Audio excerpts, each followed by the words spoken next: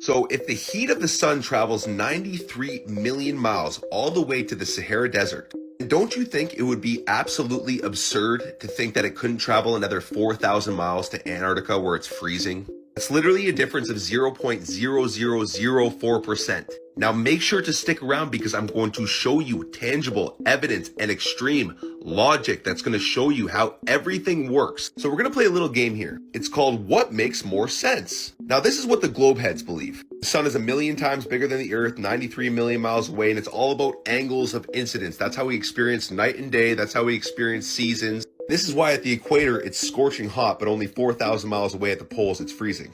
Because the angle of the earth. Now what makes more sense? This or what every single one of our ancient ancestors told us. The sun and the moon are the same size and the same distance away from the earth within the firmament above. Now check this out. This is the Gleason's map. This was the standard map of the world before the world elites came along. This is the flat earth map. And speaking of world elites, it is the exact same map that they use in the United Nations logo, with 33 sections marking 33 degrees to Freemasonry, because these parasites are all high-ranking Freemasons deceiving humanity. Now back to the Gleason's map, which is both scientifically and practically correct. Now take notice at the bottom portion of the map right here, it's going to explain the seasons. Now at the bottom of the map here, you'll see the December solstice. This is where the sun rotates more towards the south, on the outer perimeter of our stationary flat earth. And this is exactly what that looks like. So all the people in the middle experience winter.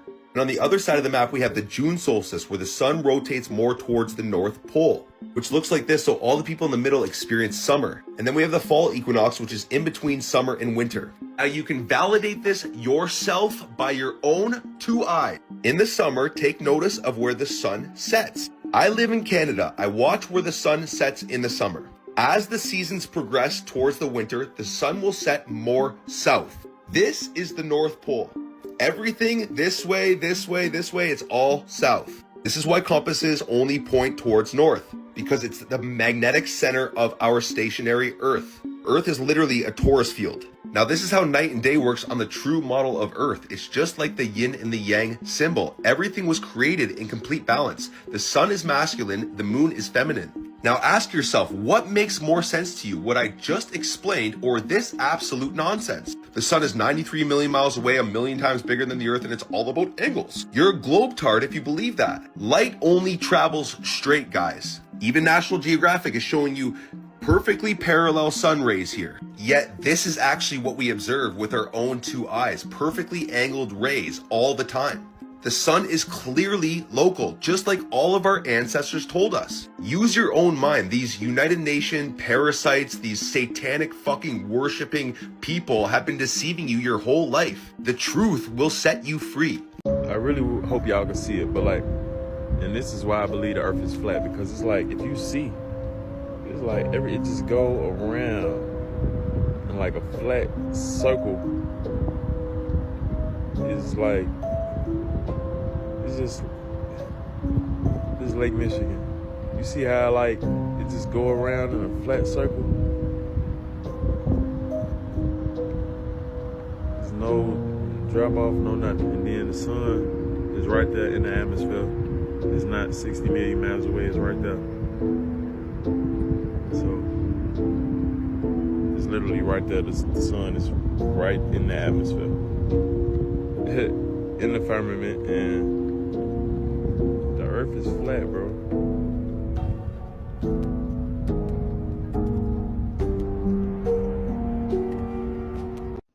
What if everything you've ever been taught your whole life is a lie?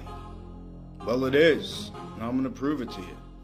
99% of the population on July 8th every year is in sunlight. And that can't happen on a globe. So I challenge any glober to demonstrate this for me in reality on an actual globe. Not on some cartoon or your little computer program or CGI. With a real light on a real globe. Yeah, you can't do it. But you want to know what you can do it on? A Gleason map.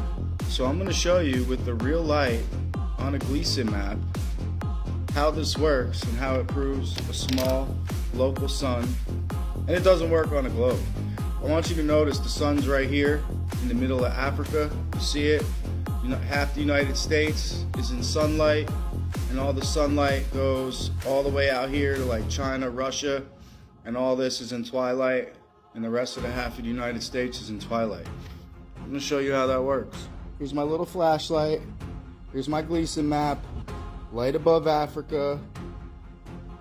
How we see it in reality. And you wanna know the crazy thing is too? On the Gleason map, this right here has our firmament. And if you put this point right here in the middle and flip this up like this, you guys can see, flip this up like this, boop, put it in the middle, and we got Polaris, the sun and the moon.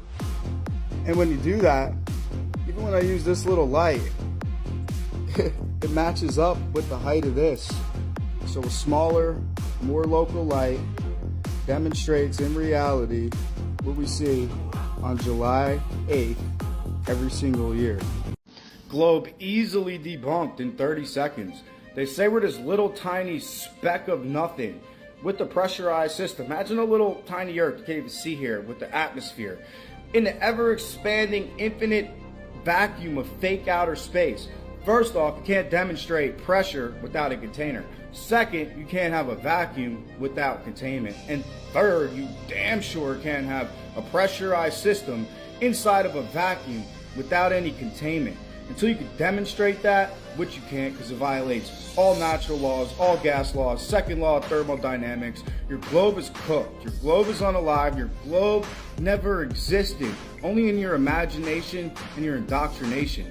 Rip globe. I just want you guys to sit with this for a second and just use your critical thinking, even though it's very hard for most people. 99% of people that are watching this don't know what critical thinking actually is. But these flight patterns, they don't exist. They don't actually exist. So if the Earth is round and Antarctica is at the bottom of the South Pole, why don't these flight patterns exist? Why do we never fly over Antarctica? Why is that?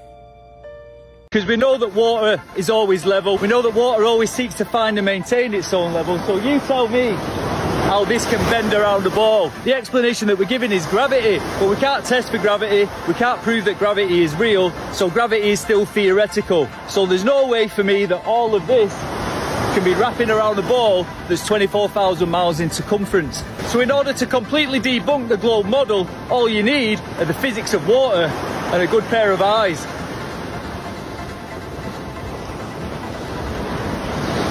What if they told us that the Book of Enoch and the Apocalypse of Elijah weren't trustworthy sources because they were actually true? And they didn't want us knowing this kind of truth. I've been reading both of them and I don't see no contradiction with the Bible in either of them. I even had AI look for contradictions in both. It evaluated the whole book of each of the books and it couldn't even find a single contradiction between either of those books and the Bible. So why am I even saying any of this? Because I believe the God of this world, the evil one, Satan, has yet again deceived and lied to us once more. Because he knows both of those books gives us a whole lot of knowledge and truth about God. For example, the Book of Enoch teaches us a flat earth, and why does that matter? Satan is a deceiver and a liar, and he wants us to believe in a big bang and a round earth. He wants us to believe that all this just happened by accident. He wants us to believe that outside of this earth is so big and void and God is so far away from us, when in reality, God is just right there on the other side. Hence the term, I'll see you on the other side. Why would he try to hide a flat earth from us? What good would that do? Because if he believed in a flat earth, then you would know that all of this was made especially for you. There's no sun in outer space. There's no moon in outer space. It's all local, made just for you. In the Book of Enoch, it says the sun and moon travel through portals, but they're not in outer space like the schools teach us they are. The sun and moon are local, the stars are local, and it was all made by the Almighty God in heaven just for you. He's right there above the earth on the other side. We've never left earth and made it to space. God didn't let them build the Tower of Babel to heaven. Why would he let them do it now? He is the same yesterday, today, and forevermore. He doesn't change. Earth is his footstool. He's right there. He's right on the other side. I could go on and on about the Book of Enoch, but we'll swap over to the Apocalypse of Elijah. Why would Satan want to have the apocalypse of Elijah from us? Because it tells us and goes into more detail about the Antichrist than the Bible does. It tells us what he'll look like, the miracles that he'll do, and that he won't be able to raise the dead. It tells us he'll be able to shapeshift, and that Enoch and Elijah are the two prophets that come back. I believe they don't want us reading these books not to protect us, but because they don't want us to have this knowledge. Knowledge is power. Satan knows that, and he'll do everything he can to keep it from us. Lies and deception is all he knows, and that's all we've ever been taught since we were born. Unfortunately, that's all our government and current system is full of, because Satan sadly is in control for now.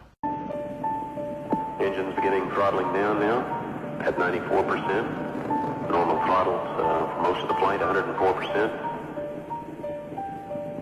We'll throttle down to 65% shortly. Engines at 65%, 3 engines running normally, 3 good fuel cells, 3 good APUs. Velocity 2,257 feet per second. Altitude 4.3 nautical miles. Downrange distance 3 nautical miles.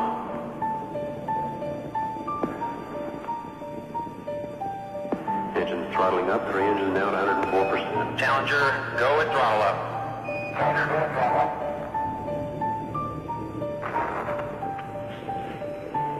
1 minute 15 seconds. Velocity 2,900 feet per second. Altitude 9 nautical miles. Downrange distance.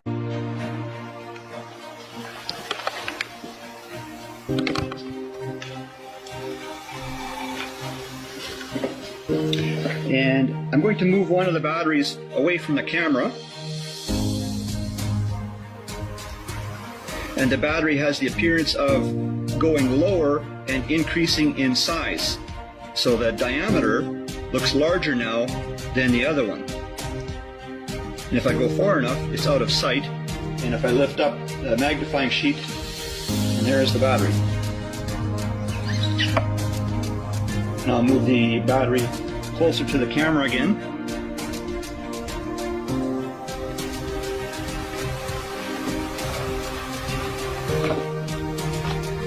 The air, or what is in the air, can cause things to magnify. I suspect that this happens mostly over water. So when you see wind turbines that apparently look like they're partially hidden behind a horizon, study the size of them. You may actually be looking at an optical effect like what I've shown here with. Isn't it strange how when we watch a moving train, the smoke trails behind it because of its motion? Yet when a volcano erupts, the smoke rises straight into the sky, perfectly vertical, even though we're told the Earth is supposedly spinning at over 1,000 miles per hour. When winds hit 130 miles per hour during a hurricane, they tear apart buildings, flip cars, and leave destruction in their path. But on an average peaceful day, we're told the Earth is spinning even faster than that, at over 1,000 miles per hour, and yet we feel nothing. Really makes you think. Then there's the famous Felix Baumgartner space jump. He lifted off from Roswell, New Mexico and ascended over 2.5 hours to a height of about 128,000 feet, roughly 39 kilometers up. After free falling for 4 minutes, he landed just 44 kilometers from his original position. Wait a minute. If the Earth is spinning at 1,000 miles per hour beneath him for over 2 hours, how did he land so close to where he started? That doesn't exactly add up, does it? See, some of us aren't asleep. We've started questioning the narratives, thinking for ourselves instead of blindly accepting what we're told. We've realized much of what we've been taught just doesn't line up with our lived experience or our senses. And yet, most people rush to Google, take the first answer they see, and laugh off any critical thinking. Every year, on July 8th, something remarkable happens. 99% of the Earth's population experiences daylight at the same time. Many people get stuck on the 99% of the population part, but what actually matters is that more than 65% of the Earth's surface has daylight simultaneously. How did I come up with this number? The easiest way would be to figure out which places don't have daylight at that moment. As you can see, it's most of the Pacific Ocean, most of Antarctica and Australia. The Pacific Ocean is almost 64 million square miles and covers more than 32% of the Earth's surface. Australia is more than 3 million square miles and covers nearly 2% of the Earth's surface. Antarctica is more than 5 million square miles and covers almost 3% of the Earth's surface. Let's calculate. The Pacific Ocean, Australia and Antarctica combined cover about 72.5 million square miles, which is approximately 36.8% of the Earth's total surface area. But notice how portion of Pacific and some of Antarctica are clearly in the twilight zone. So let's say it's around 35%. I wouldn't mind if you stuck with 37% either. That leaves us with 63 to 65% of Earth that has daylight simultaneously. Now that is scientifically and physically impossible on a sphere. Take a look at these images. They all show the same thing. Actual experiments involving the sphere and light source can only illuminate up to 50% of the sphere, if not less. And these are real experiments, not computer illustrations or simulations. Do you still believe that we actually live on a sphere?